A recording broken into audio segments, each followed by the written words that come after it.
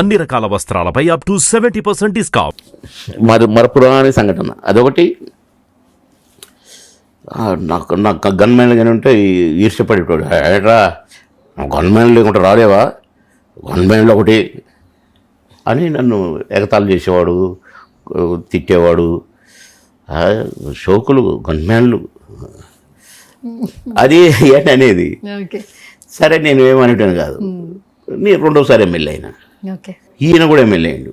ఇక మధ్యలో చాలా అవుతుందిలే. అసెంబ్లీ ఎమ్మెల్యే, ఆయన ఎమ్మెల్యే. సరే కూర్చునేది. అరే బాబమాన అప్పుడప్పుడు వచ్చేవాడు అనమాట. నేనేమో ఆబ్సెంట్ ఉండేది కాదు నాకు అసెంబ్లీకి. రెండోసారి ఎమ్మెల్యే. అందులో నేను మామూలుగా రారా అంటే పోయి పక్కన కూర్చునేది. 3 నెలలలోపు మినిస్టర్ అయినా.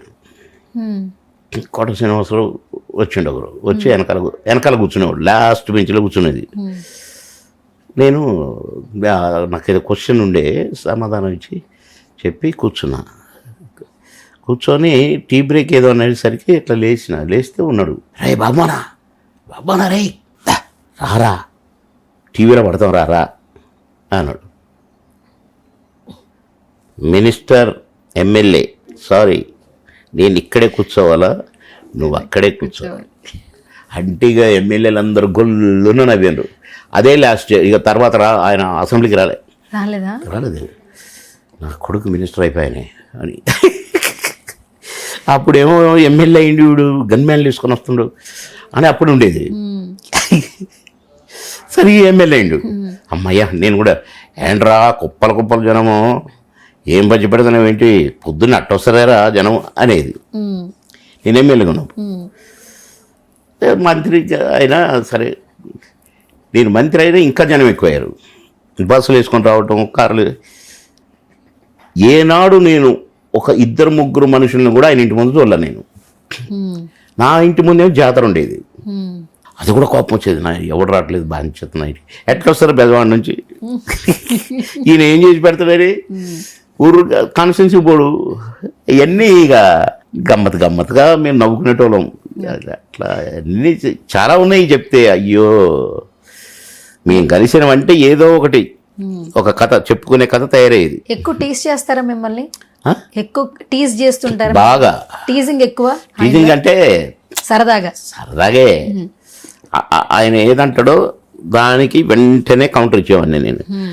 నా కొడుకు రెడీగా పెట్టుకుంటావురా నువ్వు అనేది కౌంటర్. మిమ్మల్ని ఏమని పిలిచేవాళ్ళు బాబు మోహన్ గారు? బాబమానా అని పిలిచేవారు. రే బాబమానా. ఆయన ఏమి ఇష్టంగా తింటారు? అన్ని పచ్చళ్ళు బాగా ఇష్టం అంటగా. బాగా భోజన ప్రియుడు. క్వశ్చన్ తింటారు. 10 పచ్చళ్ళు తిన్నాడు ఒకరోజు లంచ్లో. మంచి భోజన ప్రియుడు, బాగా తింటాడు, బాగా చాకరీ చేస్తాడు. గ్రేట్ మనిషి. మీకు ఆయనకి ఎంత ఏజ్ డిఫరెన్స్ ఉంటుంది బాబు మోహన్ గారు?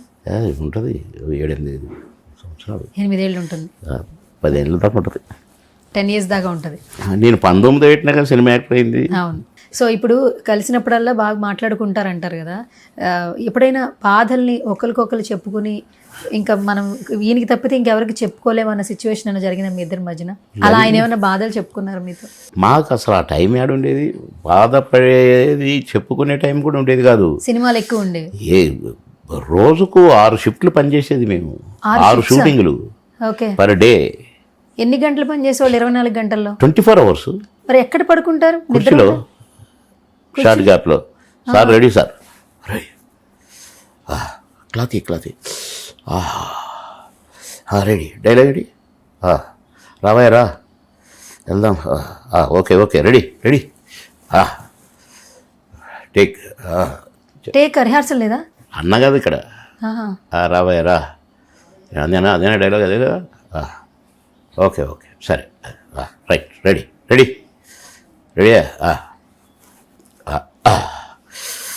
Clap, action, dialogue. ఓకేనా? ఓకే. అది అట్లా 16 సంవత్సరాల పైనే. 16 సంవత్సరాల పైనే. Round the clock.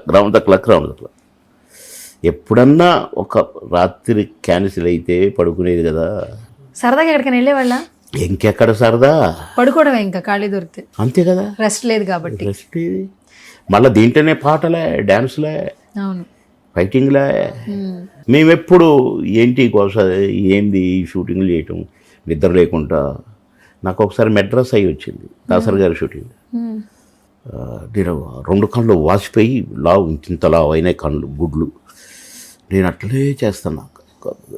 రెండు చేతులతో క్లాత్ ఇట్ట పెట్టుకునేవాడిని.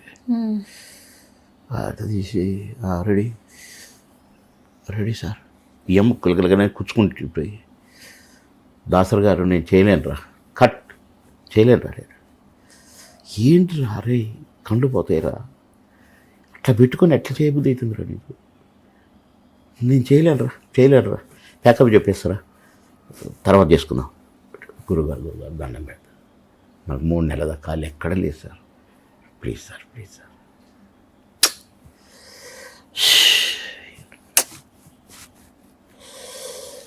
రాజేంద్ర ప్రసాద్ గారు పాపం రిక్వెస్ట్ చేశాడు, మామయ్య పాపం బిజీగా ఉన్నాడు, పోనీలే నేను చేస్తాను. అట్లా చేసినప్పుడు కూడా హాస్పిటల్కి పోదాం, కంట్లో మంది వేసుకుందాం అనుకోలేదు నేను. ఆ తెల్లారి తెప్పించారు కళ్ళల్లో వేసుకునే డ్రాప్స్ అయ్యి. అట్లా మా శరీరాన్ని, మాది శరీరం మాది కాదనుకునే వాళ్ళమే తప్ప ఏ ప్రొడ్యూసర్కి ఇబ్బంది కలిగించాలా, ఎవరు షూటింగ్ ఎగ్గొట్టాలా. 6 షిఫ్ట్లు పనిచేసినా ఏ షిఫ్ట్కి కూడా 5 నిమిషాలు లేటుగా పోలే. మళ్ళీ టైం అంటే టైమే. కొన్ని లంచ్ బ్రేకులు అమ్మినవా అనేవాళ్ళు. అమ్మినవా అంటే అమ్మటం, లంచ్ బ్రేక్ కూడా ప్రొడ్యూసర్కి ఇవ్వడం. అమ్మటం అంటే మరి 1 to 2 1 to 2 కూడా అమ్మేది మేము. 1 to 2 అమ్మితే ఒక సినిమా అయిపోయేది 3 రోజులు లేక 2 రోజులు, 3 సీన్లు 4 సీన్లు 5 సీన్లు టప కొట్టి పారేసి వచ్చేది మళ్ళీ ఉండేది. కాదు, ఇప్పట్లో యాక్టర్స్ మీరు చూడండి, క్యారివాన్స్, వాళ్ళకి సర్వీస్ బాయ్స్, ఫెసిలిటీస్ ఎక్కువ ఉన్నాయి.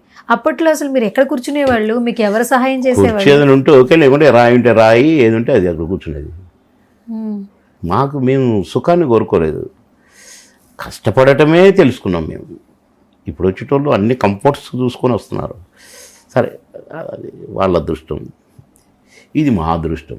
కానీ మేము ఇట్లా ఏ కంఫర్ట్ లేకున్నా ఎంజాయ్ చేసినాం.